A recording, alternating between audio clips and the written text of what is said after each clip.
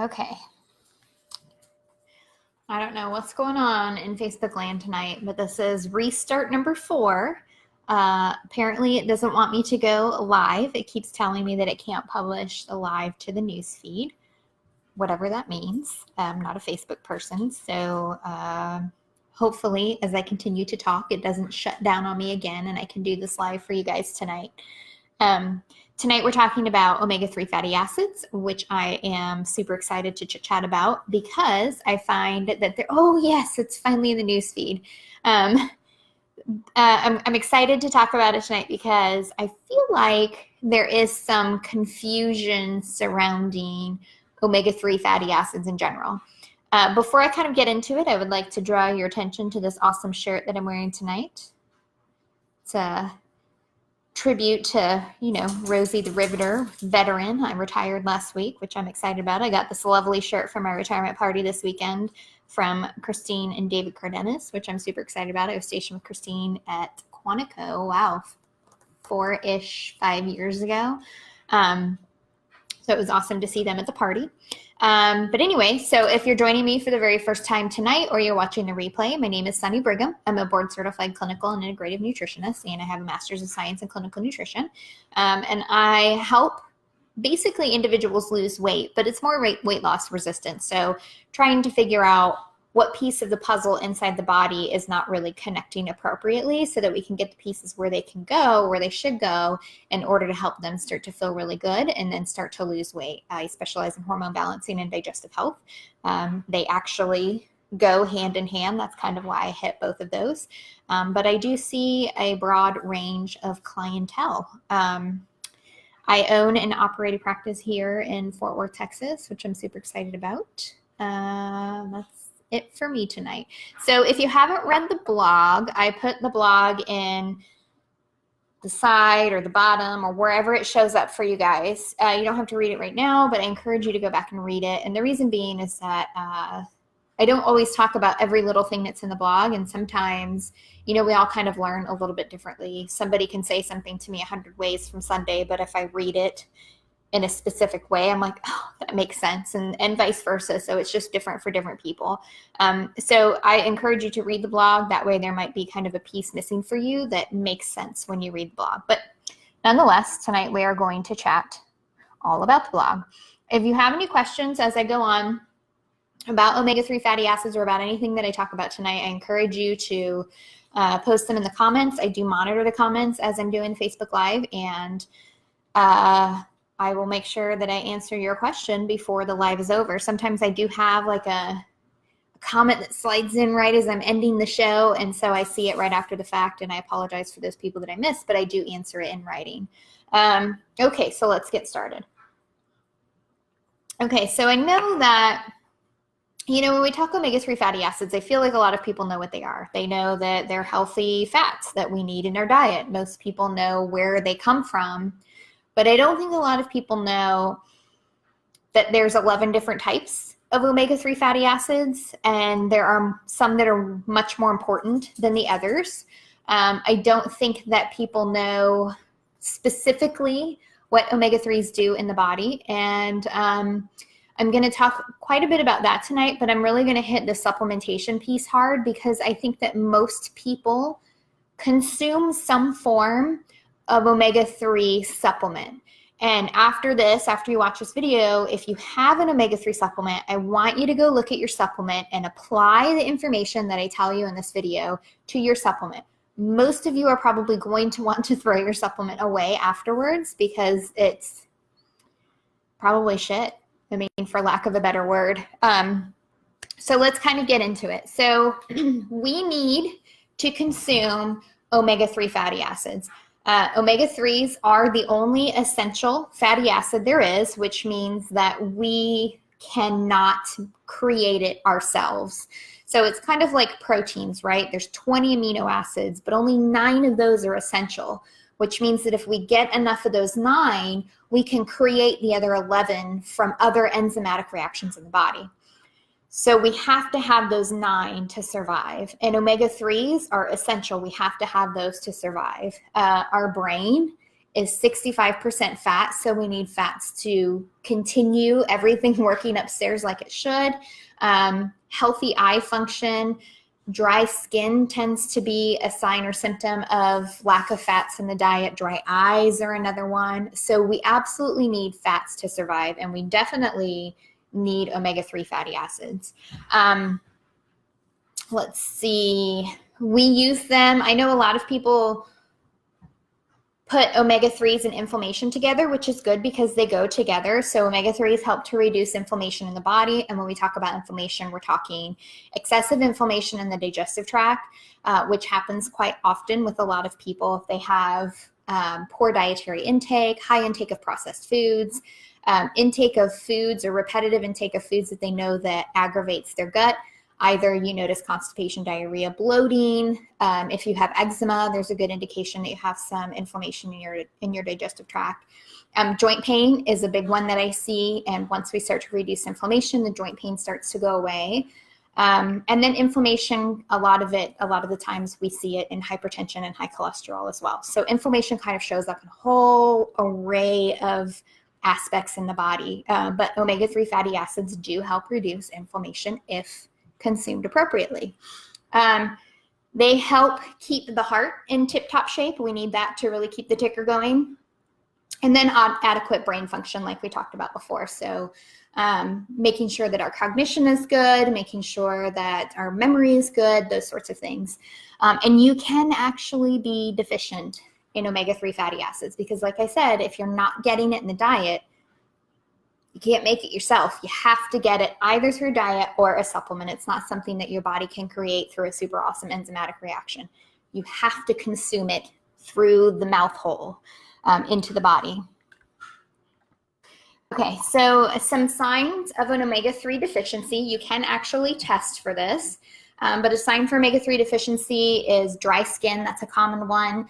Poor concentration, poor memory, depression, brittle nails or feeling like your nails are peeling, anxiety, dandruff. So that's usually a first sign if you feel like you're getting a little itchy up top or you feel like you're starting to notice some flakes, joint pain like I talked about, and excessive earwax.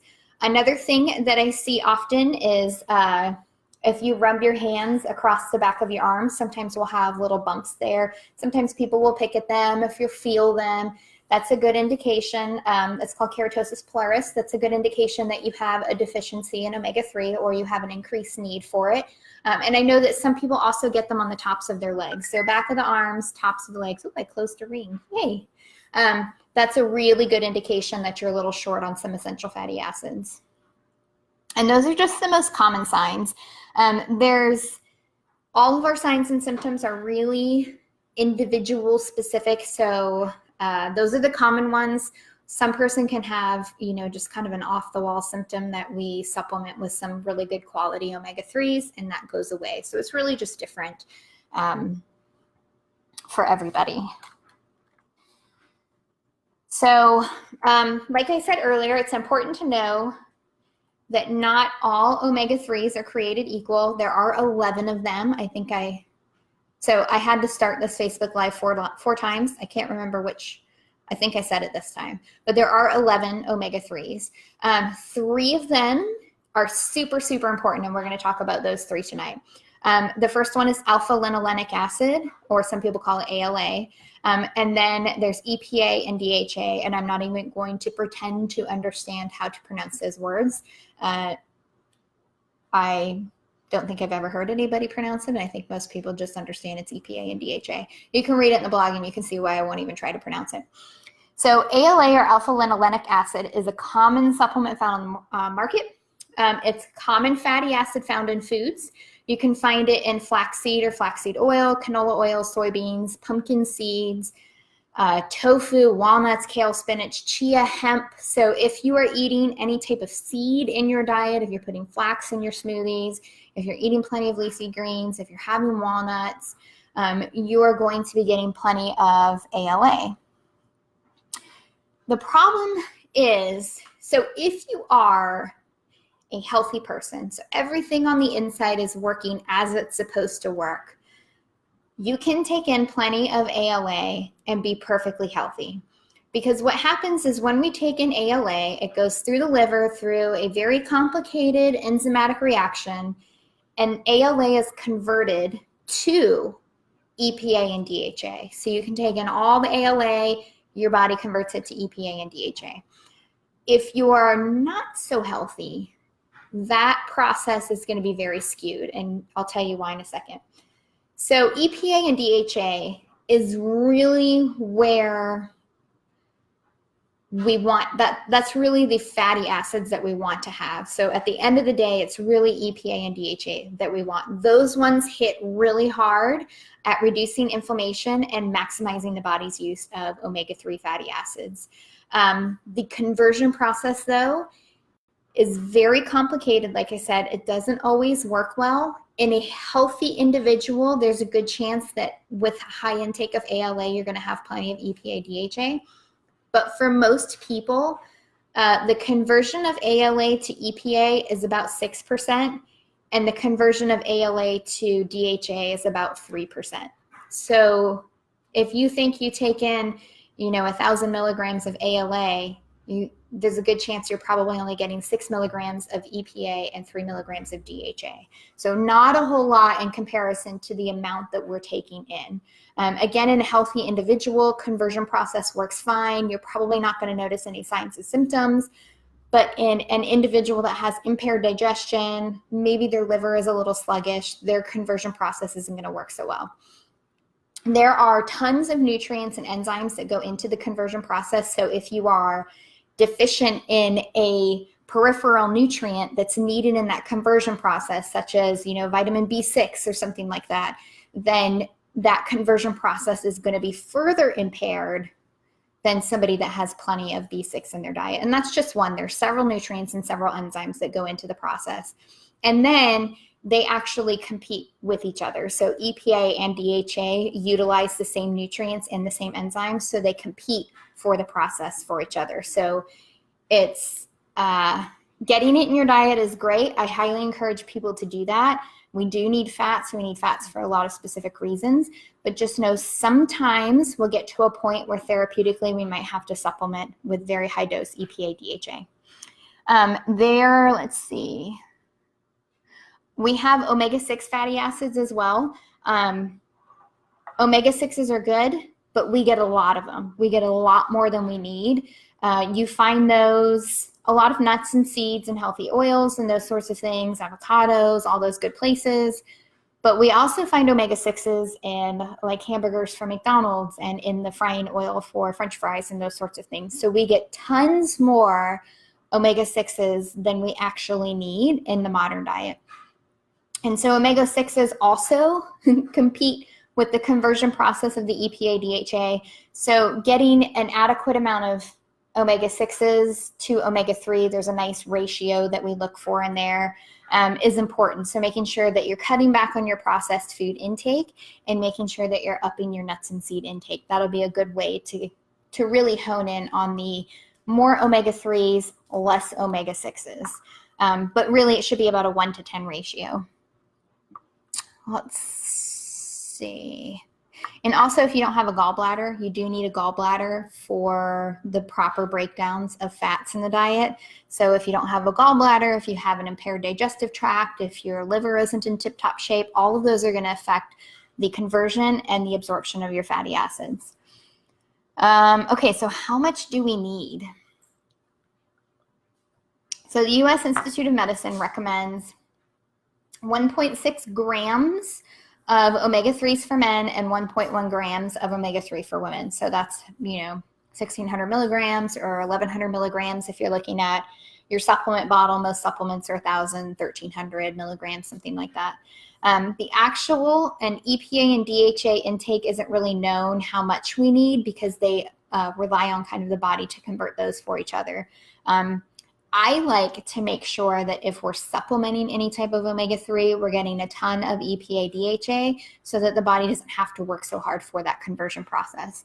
So I've said it before, I'll say it again, I'm a food first gal. I will always tell people, eat your nuts, eat your seeds, eat your healthy oils, eat your avocados, lots of walnuts. Those are really high in omega-3s. food first when you can, but there will come a time when we need therapeutic doses. Let's see. So the best sources of EPA and DHA in the diet, so high omega-3s, but also high EPA, DHA, is going to be fish, fish oil, and marine sources. And I say marine sources because plant-basers will use an algae supplement. And so that's your marine source. So fish, fish oil, and marine sources are where you're going to get the highest EPA, DHA ratio to the total omega-3 intake. Fatty fish is really what you're looking for. I'm not talking about like catfish and tilapia and those sorts of things. I'm talking about salmon and cod and mackerel and tuna and mussels and anchovies. Those are just a few. There's tons of really healthy, good quality cold water fatty fish out there. Always make sure that you source your fish. I always like wild caught. I think that's the best option. Farm raised, they're kind of all swimming in their own poop and they're all clustered together. So wild caught's always the best way to go when it comes to fish. For non-fish eating people, i.e. people that don't like it, or vegans, I will always recommend an algae fish oil supplement or an algae oil supplement for vegans. And then for people that just don't like fish, but they are meat eaters, I will go with a traditional fish oil supplement. Not all fish oil supplements are created equal. That's super important that you know that. And I'll give you an example here in a little bit, but I hear a lot of people complain about if I have a client and I'll say, well, let's try a fish oil supplement. And they'll tell me, well, I've tried that before, but it gave me like these really fishy burps and I didn't like it. If you are getting fishy burps from your fish oil supplement, throw it away. But before you throw it away, pop one of those bad boys open and give it a good whiff. If it smells rancid, imagine that you're putting that in your body. So not all fish oil supplements are created equal. It's one of the supplements that you really don't want to cheap out on if you can possibly get around it. You definitely want to go for a good quality fish oil supplement.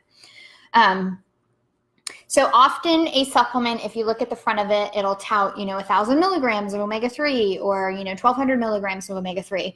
But what you should really be paying attention to, like we talked about before, is the EPA DHA content. So you want to flip that bad boy around and you want to look at the ingredients and look to see exactly how much EPA and how much DHA is in it. So if we look at, I just pulled up a common one. So Now Foods you can buy just about anywhere at any convenience store, not convenience store, I guess, drugstore. Any drugstore, Walmart, Target, you name it, any vitamin shop, they're going to have Now Foods. It's a pretty big label. And if we look at Now Foods, so their fish oil is 1,000 milligrams of omega-3, but if you flip it over, it only has 180 milligrams of EPA and 120 milligrams of DHA. So not a really good ratio there.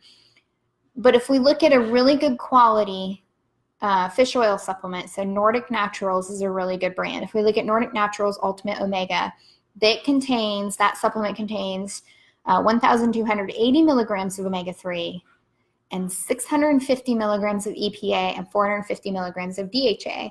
So pretty much half of that omega-3 is EPA, which is really good. So you're getting a really good high amount of EPA and DHA, so your body doesn't have to work so hard for that conversion process.